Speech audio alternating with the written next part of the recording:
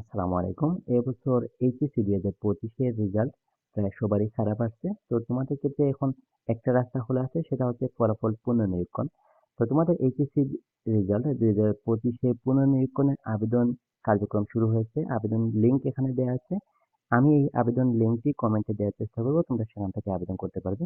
এবং আজকের এই ভিডিও থেকে আমি আলোচনা করব যে এইচএসসি ফলাফল পুনর্নিরীক্ষণের আবেদন তুমি কিভাবে করবে এবং আবেদন ফিটা কিভাবে জমা দিবে। তো আর দেরি না করে চলো শুরু করি।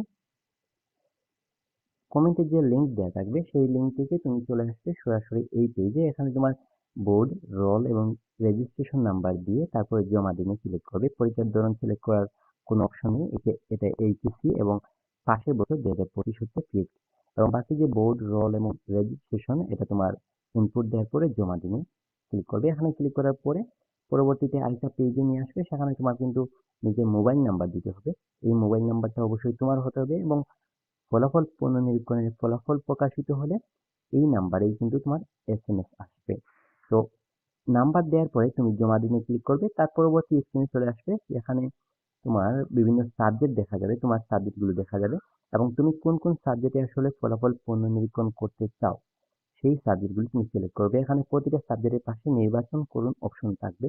তো তুমি যদি যেমন ধরো বাংলা প্রথম পত্র এবং দ্বিতীয় পত্র একসাথে যদি নির্বাচন করতে চাও, নির্বাচন করুন অপশনে ক্লিক করবে। বা ফিজিক্স যদি সিলেক্ট করতে চাও তাহলে নির্বাচন করুন অপশনে সিলেক্ট করবে। এভাবে প্রতিটা সাবজেক্ট আলাদা আলাদা সিলেক্ট করতে পারবে।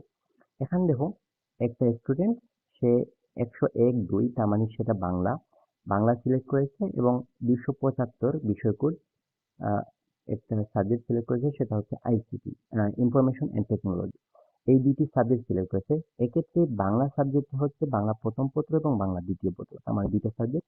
এবং ইনফরমেশন টেকনোলজি আরেকটা সাবজেক্ট, তার মানে তিনটা সাবজেক্ট। প্রতিটা সাবজেক্টের জন্য আবেদন ফি হচ্ছে 150 টাকা করে, তার মানে তিনটা সাবজেক্টের জন্য আবেদন ফি হচ্ছে 450 টাকা। তারপরে ক্লিক করার পরে তোমার কিন্তু আবেদন কার্যক্রম শেষ। এখন তোমার টাকা পরিশোধ করতে হবে। তো এখানে দেখো মোট পরিশোধিত টাকা হচ্ছে 0।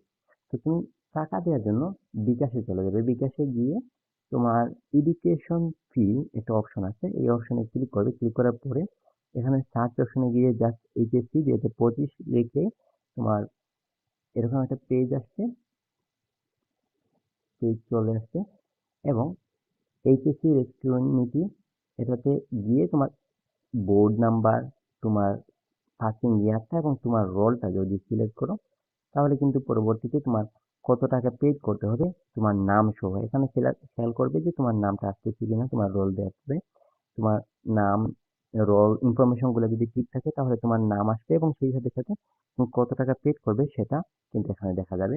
তারপরে তোমার পিন নাম্বার দিয়ে তুমি সেই আহ, টাকাটা পেমেন্ট করে দিবে। এবং পেমেন্ট করার পরে একটা পেমেন্ট স্লিপ তুমি ডাউনলোড করতে পারবে। এই ডাউনলোড এখান থেকে ডাউনলোড অপশন থেকে তুমি এই স্লিপটি ডাউনলোড করে রাখবে। তো এই ছিল মূলত তোমাদের আসলে কিভাবে ফলাফল পুনর্নিরীক্ষণের রেজাল্টটার জন্য আবেদন করবে, এখানে বিস্তারিত ভিডিও।